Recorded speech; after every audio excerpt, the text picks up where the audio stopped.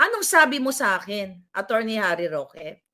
Hindi, Maharlika, haharapin ko sila.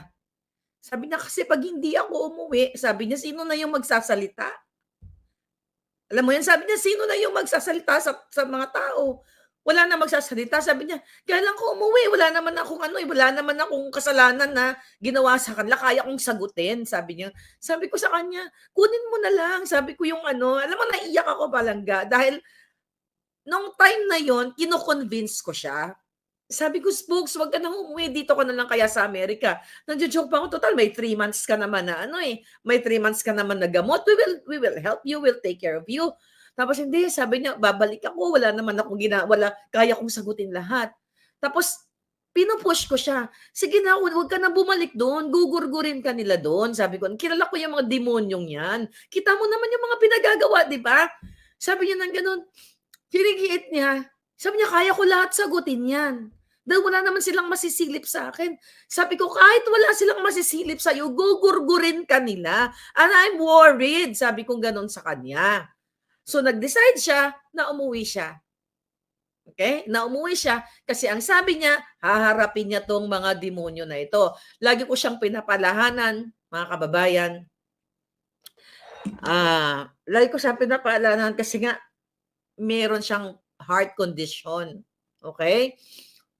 Nagtutusok siya ng insulin, nakikita namin at not only me, yung mga tao dito sa mga kasama ko sa LA, nandoon kami sa room niya, nagkukuwentuhan kami, talagang kinukumbinsi siya, "Wag ka nang bumalik dun, papatayin ka, gugurgurin ka ng mga putang inang 'yan."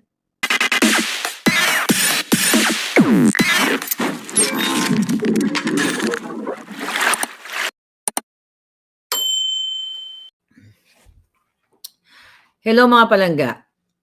So, nakakagalit yung ginagawa ng mga buwaka ng Genemes diyan sa Kongreso. Sila Dan Fernandez, Ron Salo, Acop, Abante, at kung sino-sino pang mga hudas. Okay, mga kababayan. Actually, hindi ko nasimulan yung hearing dahil kasama ko si Attorney Trixie.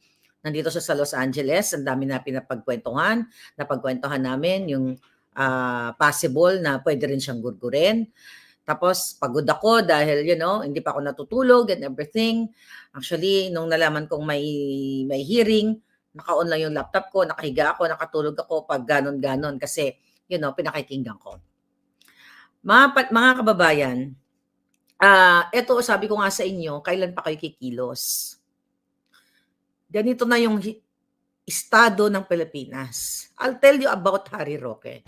Kung bakit kahit naantok na ako, kung bakit pagod na ako hindi sa laban, pero pagod ako the whole day. Dahil kasama ko nga, nag-tour kami and everything.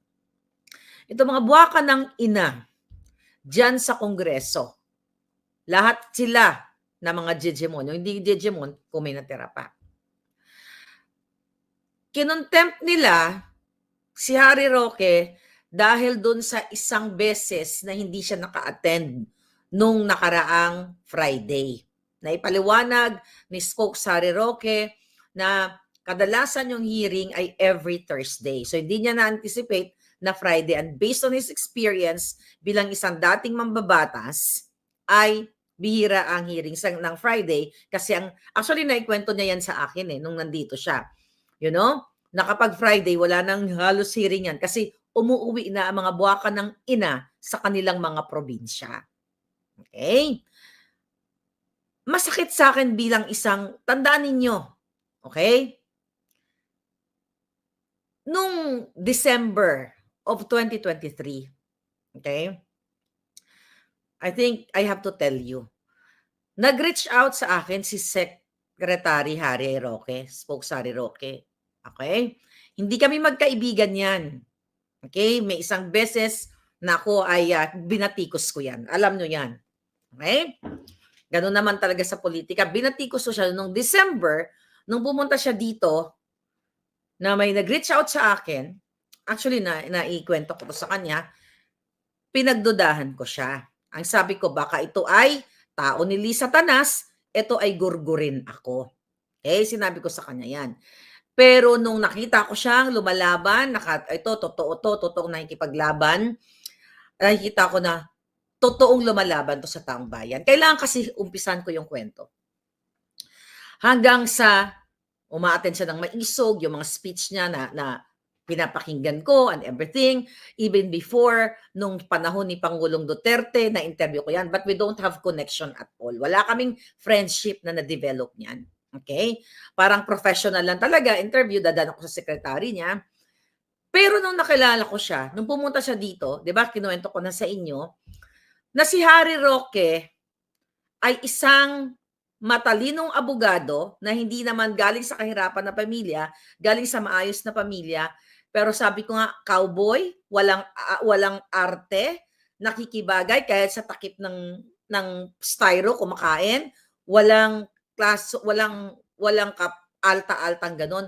Kaya nagustuhan ko yung pag-uugali niya at minute ng mga tao dito sa Los Angeles at nagustuhan siya dahil napakatotoong tao. Ngayon, nung pumunta si Harry Roque dito sa Amerika, mga palangga, dahil in-invite namin dito sa party na yan, okay? Unang-una, hindi namin ginastusan yan mula sa Pilipinas. So, in-invite ko siya, hindi siya nagsabi na, oh, Marlica, dapat i-accommodate us. Walang ganun. And we are grateful sa kanya. So, nandito siya, getting to know mga kababayan, mga palangga. So, Washington, New York, ganyan-ganyan. So pagbalik niya, after ng event namin, that was July 21, nag-travel siya papuntang New York, then Washington, tapos balik na naman uli sa Los Angeles. Unang-una, si Spokes Harry Roque, mayroon siya talagang heart problem.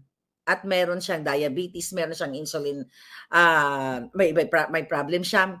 Talagang mayroon siyang medical condition. Actually, nagjo-joke pa nga kami. I have to tell you the behind the scene. Sabi ko, at na-appreciate ko, you know what? Nung pagdating niya dito, dahil first time kami, meron siyang, wala kang makikita sa kanya talaga na parang umataas to dating spokesperson. Nagjo-joke pa nga siya, naku Marlica, baka gurgurin nila ako, ganyan-ganyan. Ito, may dala-dala ko na yung 3 months kong gamot. Okay? So may pagkakataon na, sabi ko sa kanya, huwag ka na kaya spokes bumalik sa Pilipinas. Kasi isa-isahin ka na kayong gurgurin doon. Naku, sabi niya, hindi, wala naman akong dapat ipagkatakot sa kanila, sabi ganon. Sabi ko, spokes, okay? Kahit wala kang kasalanan, gugurgurin ka ng mga puki ng inang ito. Sabi ko, alam yan ng mga palangga ko, mga kababayan. Masakit sa akin, alam niyo ba, nung bago siya umuwi, siyempre may mga kaibigan niya na pag kinukwento niya, alam mo, sabi ng kaibigan ko sa ganito, wag na lang daw ako umuwi kasi gugurgurin ako ng bangag na gobyerno, ganyan-ganyan. Actually, nag-ask siya sa akin. Okay, Marlica, ano sa tingin mo?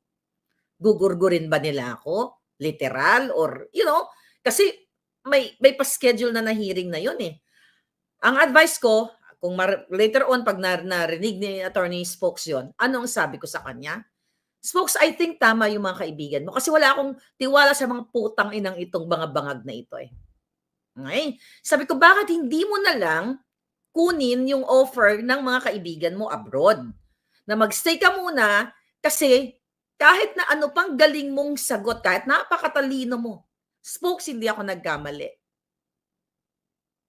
Di ba? Spokes, sinabi ko to sa'yo.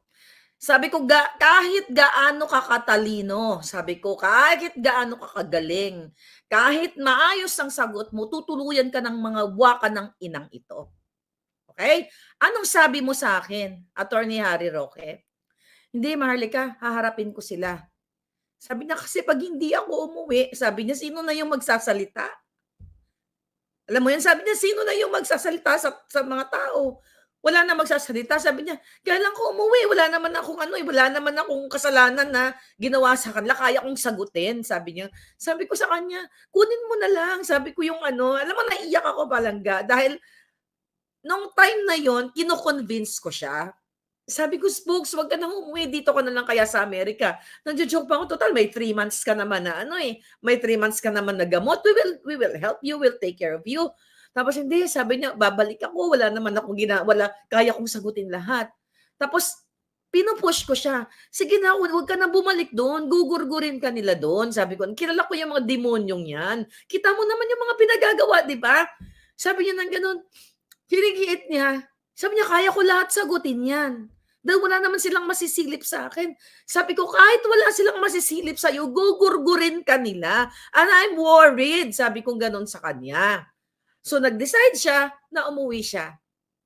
Okay? Na umuwi siya kasi ang sabi niya, haharapin niya 'tong mga demonyo na ito. Lagi ko siyang pinapalahanan, mga kababayan, lagi ko siyang pinapaalalahanan kasi nga meron siyang heart condition, okay? Nagtutusok siya ng insulin, nakikita namin at not only me, yung mga tao dito sa mga kasama ko sa LA, nandoon kami sa room niya, nagkukuwentuhan kami, talagang kinukumbinsi siya, "Wag ka nang bumalik dun, papatayin ka, gugurgurin ka ng mga putang inang 'yan." Okay? Ano nangyari ngayon? Humarap siya sa dalawang hearing, I think 3 hearing na. Tapos nung last na nakaraang Friday, okay?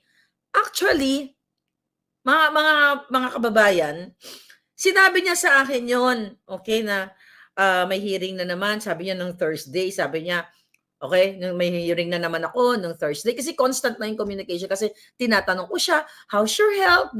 Kasi nakita ko siya nag-i-insulin injection siya by himself. Sabi ko, "How's your health, Spokes?" Sabi ko, "You take care," ganyan-ganyan. Sabi niya, "Hindi ako makakarating doon sa hearing na yun kasi unang-una, ang dami kong may kaso ako, may ganito, and I don't feel well," mga ganyan-ganyan.